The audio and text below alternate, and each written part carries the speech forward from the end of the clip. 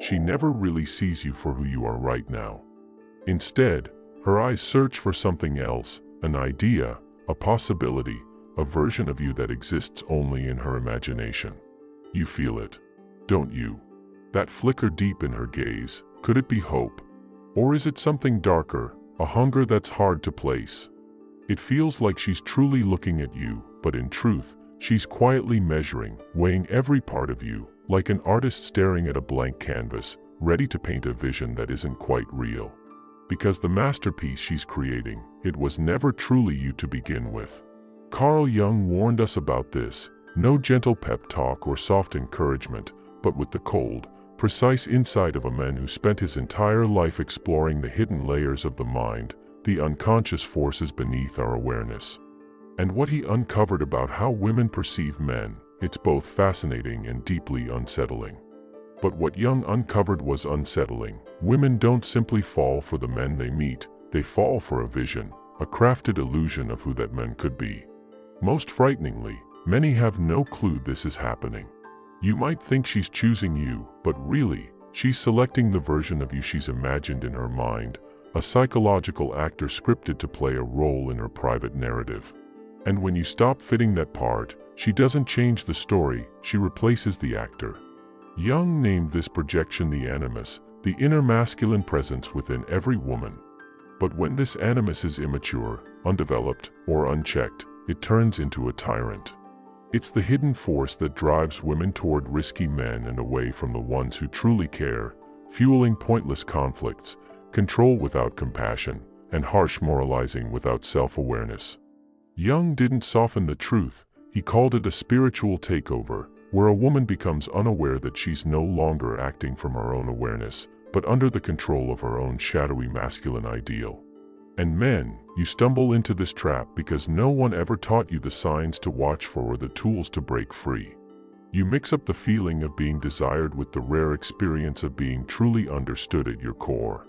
You confuse the spotlight of being chosen with the quiet recognition of being deeply known. When she tells you you're special, unique, or different from the rest, you take those words as gospel, a promise you desperately want to believe.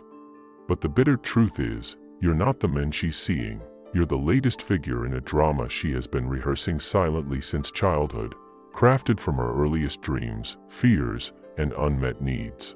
This script was written long before you arrived, and you're just playing a part written for someone else.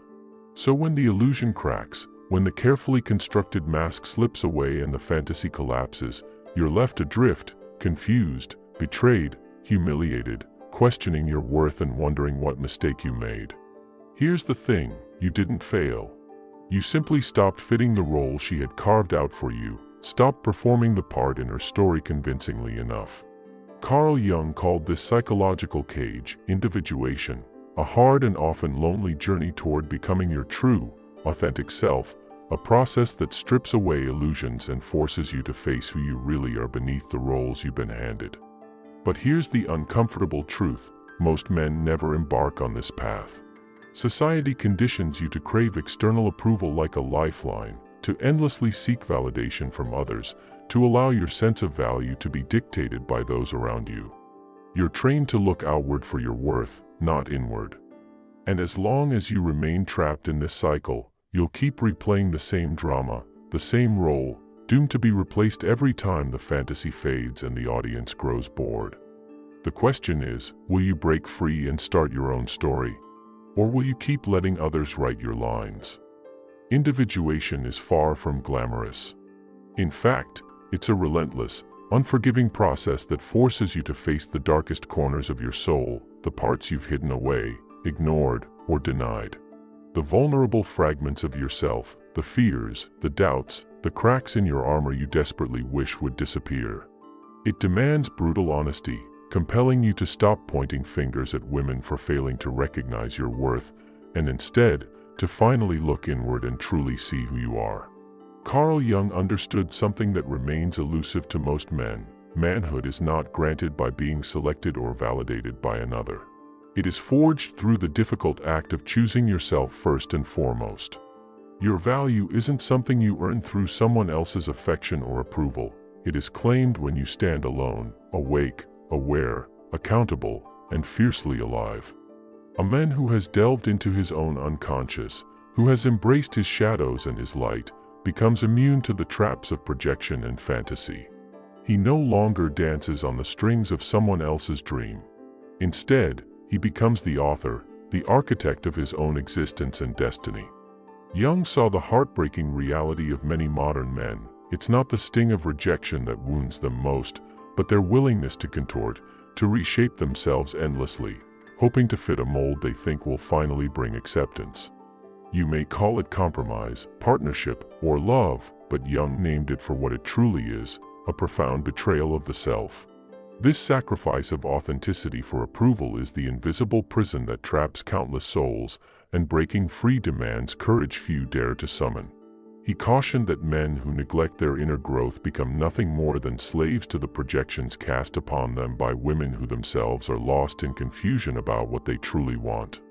These men bend and reshape themselves like pliable clay, contorting endlessly to fit the ever-shifting demands of women who don't even fully understand their own yearnings. In doing so, they lose their essence, transforming from authentic men into mere masks, hollow performances of smiling faces, automatic nods, empty agreements, until they can no longer recall the men they once were before donning this disguise. And women, they perceive this loss far deeper than most men realize. The very things you believe will win her heart, your obedience, your predictability, your constant availability, ironically become the very reasons attraction fades. Why? Because, according to Jung, the feminine nature is not drawn to safety or ease. It is captivated by mystery, by challenge, by the untamed force of a man who remains unknowable and unbound. The moment you lay yourself bare, surrendering all boundaries and backbone, you don't become cherished, you become invisible, disposable, replaceable. Here lies the cruel paradox that traps so many men. The fear of loneliness outweighs the fear of losing themselves. They choose to vanish into a role, to live a lie, rather than endure the silence and solitude of standing alone, unsupported, without applause. Yet Jung insisted that true freedom only begins when a man fully accepts solitude. He described individuation as a grueling journey reserved for the brave, a path where you must metaphorically die before you die, burning away every false identity until the raw, authentic self finally rises from the ashes. But here's the brutal truth no one wants to admit: individuation is isolating. Deeply, profoundly lonely. As you travel this path, your eyes open to harsh realities you can never forget, the endless games people play, the masks they hide behind, the comforting lies they tell themselves to feel safe. And when you try to reveal these truths, others reject you. They brand you cold, arrogant, or overly serious. They accuse you of being the problem, when in reality, you are merely a mirror reflecting their deepest fears. And people despise that mirror when it shows them what they refuse to confront. Jung understood this truth deeply. He dedicated years to working with patients who were paralyzed by the fear of confronting their own shadow, the dark, hidden fragments of themselves they refused to face. He observed that women, in particular, are often raised in societies that reward denial of this inner struggle. They're told they are already whole, pure, and emotionally complete, wrapped in a comforting narrative of intuition and innocence. But Jung challenged this notion fiercely. He argued that the greatest threat to women lies in their unconscious animus, the internal masculine voice that commands with false certainty, misguided authority, and misplaced moral judgment. He warned that without confronting and integrating this force, a woman becomes captive to it, endlessly projecting it onto every man she encounters, blaming others for conflicts born deep inside her own psyche. Meanwhile, you stand there, believing you are her rescuer, convinced that your love, your effort, your loyalty will make you different, that you will finally be chosen for who you truly are. Yet projection doesn't work that way. Jung described it as a merciless thief, stealing reality and substituting illusion in its place. Until both men and women awaken from the shared delusion, they are doomed to repeat the same heartbreaking cycle, blaming each other, locked in a silent battle with invisible enemies. And here comes the cruelest irony: the woman who once saw you as her champion will, in time, come to view you as her adversary, not because you changed, but because you failed to become the fantasy she wove around you. And she won't even realize she's doing it. Jung called this betrayal unavoidable when neither side claims ownership of their inner shadows. You didn't deceive her. You didn't betray her trust. You merely failed to live up to the ghostly character she created deep inside her mind. You were never that person to begin with. That's why she resents you, not for your true self, but for not fitting the myth she silently assigned to you. Jung once said, "People will do anything, no matter how irrational, to avoid meeting their own soul." This rings especially true in love. Both partners enter relationships not as whole beings, but as vessels carrying projections, unresolved wounds, and forgotten parts of themselves into the arms of another stranger. What you call love, Jung called possession, a hypnotic dance that repeats endlessly. You keep falling into the same snare, hoping this time will break the pattern.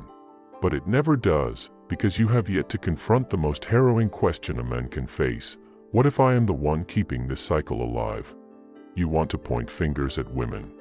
You want to label them as cunning, dishonest, or shallow. But Jung would meet your gaze and quietly challenge you. Why did you choose to be the one she picked in the first place? Because a man who refuses to face his own feminine inner landscape inevitably becomes a prisoner to the one projected onto him. You are not some hapless victim caught in her web. You volunteered for this role. You willingly stepped into the part of the fool in her hidden drama. Why? Because staring into the void of your own incompleteness, your own fractured self, is far scarier than pretending to be the hero in someone else's make-believe world. And this is precisely the moment where many of you shut down, where the warmth of excuses fades and the cold weight of responsibility sinks in. Jung didn't hand out quick fixes or catchy formulas for instant manhood. Instead, he laid out a grueling, never-ending journey of honest self-examination, of sitting alone in the quiet dark corners of your mind until the comfortable lies begin to crack, until the nagging voice that insists you're nothing without her begins to fade. And that voice will fight tooth and nail to survive. It will scream that you need her presence, that you are incomplete without her validation, that no man can survive without the glow of feminine approval. But Jung's wisdom whispers a more unsettling truth: the men who can stand firm without her, without praise, without approval, without being needed, is the man who is truly free. Free from the chains of projection, free from the exhausting act of performance, free from the prison of living up to someone else's definition of masculinity. And when you reach that place, don't mistake it for coldness or detachment. You become authentic. You become steady, grounded, fully embodied in your own being. Paradoxically, this is when women will be drawn to you the most, not because you crave them, but because you no longer do. You'll smile, not from cruelty, but from deep understanding. You'll realize she is on her own path as well, that she must wrestle with her own inner masculine, that she must awaken from her own falsehoods. And you cannot walk that path for her. You cannot rescue her from herself. You can only do what Jung did: walk your path with unwavering courage, becoming a living mirror that reflects uncomfortable truths back to anyone brave enough to look. Many will turn away, unwilling to face what they see, but a rare few will thank you. And that, my friend, is the difference between being loved for a role you perform and being genuinely respected for the man you have become. When you reach that point, something subtle but undeniable will happen. You'll notice people growing uneasy in your presence. They might not be able to say why, but they'll feel it. The weight of your authenticity unsettles them because you no longer fit into their safe, predictable boxes. Jung warned that the man who has truly individuated becomes a threat, not because he shouts or uses force, but because he can no longer be manipulated. He cannot be twisted by guilt, coerced by shame, or swayed by empty praise. He no longer needs to prove his worth because he has confronted his darkest shadows and emerged whole. And a man like that terrifies a world built on control and illusion. To a woman still ruled by her inner animus, he is maddening, not due to cruelty, but because he refuses to play her games. He sees the patterns, calls them out, and then steps away. What most self-help books won't admit is that this kind of power isn't loud or flashy. It's quiet. It's not about domination or control. It's about sovereignty, owning yourself completely. The individuated man doesn't conquer others, he conquers himself. He doesn't seek a throne because his presence is his kingdom. And ironically, this is the very type of man many women say they desire, until they actually encounter him. Because the truth is, he doesn't revolve around their approval, nor does he crumble when faced with rejection. He listens deeply, he understands fully, but he doesn't bend or break. To many women, this grounded self-possession feels like cold dismissal. But it isn't rejection. It's clarity. It's boundaries. It's unshakable truth. And men, listen closely. You are not tasked with rescuing anyone from their illusions. Your responsibility is to see clearly through your own. You must shatter the spell, not only hers but yours as well. That fantasy you carry, that someday you'll be the one she truly values, the one she stays for, the one she transforms for, that's your own inner feminine projection, desperate for validation through her love. And it's just as false, just as dangerous, just as disempowering. Jung taught that genuine relationships only begin once projection ends. But that awakening is rare. Most people become addicted to the honeymoon phase, to the intoxicating high of being idolized. Yet when that fragile bubble bursts, when projections fade, you finally see people as they really are. And most run away. Because staying means facing themselves, and very few are willing to do that. The harsh truth is, few truly want love. What they crave is escape. They want a distraction from the emptiness inside. But if you've walked the path of individuation, you no longer settle for that kind of false love. You'd rather be alone than play a role. You'd rather endure the sting of truth than drown in comforting lies. And gradually, something profound unfolds. You start to draw people in a new way, not because you've changed your performance, but because your very energy shifts. You're no longer just a canvas for their desires. You become a mirror reflecting what they have yet to see in themselves. Those who are truly ready to evolve will find themselves naturally pulled toward you, not out of need or dependence, but through genuine recognition. They'll feel it in the quiet moments, in your calm restraint, in your refusal to chase after approval, in the solid presence that quietly declares, "I am already complete." This, my friend, is the most potent form of magnetism there is. Jung taught that true individuation isn't a final goal but a lifelong process, an ongoing journey that demands peeling away illusions, confronting your inner shadows, and continually choosing yourself even when the path is steep. Because only by embracing your full self can you escape the vicious cycle of projection. Only then can love flow freely, given and received for who you truly are, not for a mask you wear. So remember this, when a woman gazes at you with longing or expectation, she isn't truly seeing you. She's seeing a story she's crafted, a role you've unwittingly accepted. But the man who has done his inner work, who has faced his unconscious and integrated his shadow, no longer needs to act out that script. He writes his own narrative. He lives his own truth. And in doing so, he finds freedom. That freedom, it's magnetic. It resonates deeply. It calls out to those prepared to do the same, to confront their darkness, embrace their complexity, and stop searching for validation outside themselves.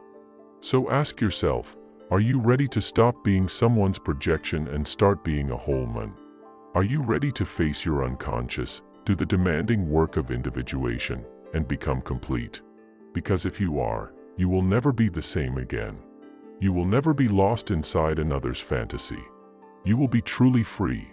And that freedom, my friend, is the most powerful force you can ever possess.